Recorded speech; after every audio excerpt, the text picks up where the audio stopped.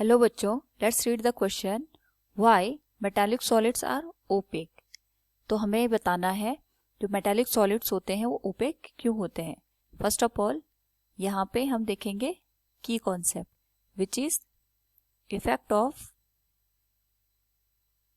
Free electrons इन metal. Now सबसे पहले हम समझते हैं ओपेक और ट्रांसपेरेंट में क्या डिफरेंस होता है।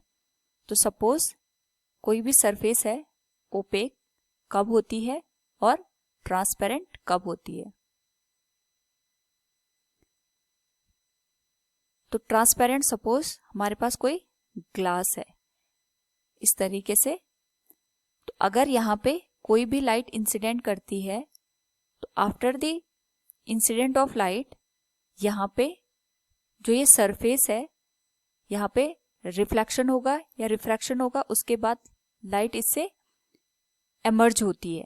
तो जितना आपके पास यहाँ पे लाइट को ये पास करता है विदाउट एनी एब्जॉर्प्शन, वो सरफेस उतनी ट्रांसपेरेंट हो जाती है, और जितना ज़्यादा यहाँ पे एब्जॉर्प्शन होगा उतनी सरफेस कम ट्रांसपेरेंट होती है। तो हम कह सकते हैं अगर कोई भी सरफेस ट्रांसपेरेंट है, it means there is no absorption of incident light by a surface। But अगर हम कोई भी सरफेस ओपेक है इसकी बात करें, लेट्स सपोज हमारे पास यहाँ पे कोई कार्डबोर्ड है।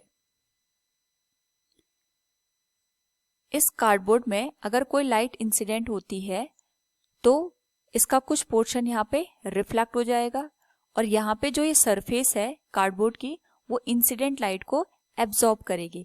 तो जितना ज़्यादा लाइट का एब्जॉर्प्शन होता है हमें सरफेस उतनी ओपेक दिखाई देती है।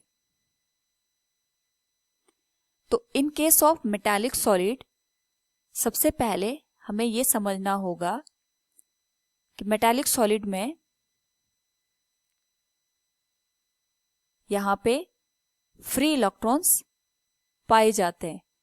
ये हो गया कंडक्शन बैंड, और यहाँ पे मेटल के केस में मिलेगा वैलेंस बैंड। यहाँ पे दोनों एक दूसरे को ओवरलैप करते हैं, यानी जो फॉरबिडन एनर्जी गैप है वो यहाँ पे 0 होता है। तो जो इलेक्ट्रॉन्स होते हैं वो इजीली वैलेंस बैंड से कंडक्शन बैंड में मूव कर जाते हैं। तो जो कंडक्शन बैंड में नंबर ऑफ फ्री इलेक्ट्रॉन्स होते हैं वो बहुत ज्यादा होते हैं। तो due to this present of free electrons in conduction band, जो भी लाइट यहाँ पे इंसिडेंट होती है वो इंसिडेंट लाइट को फ्री इलेक्ट्रॉन्स एब्जॉर्ब कर देते हैं, और due to the absorption of free electrons of the light जो सरफेस होती है हमें वो ओपेक नजर आती है। I hope all you understood this concept of metallic solids are opaque. Thank you and best of luck.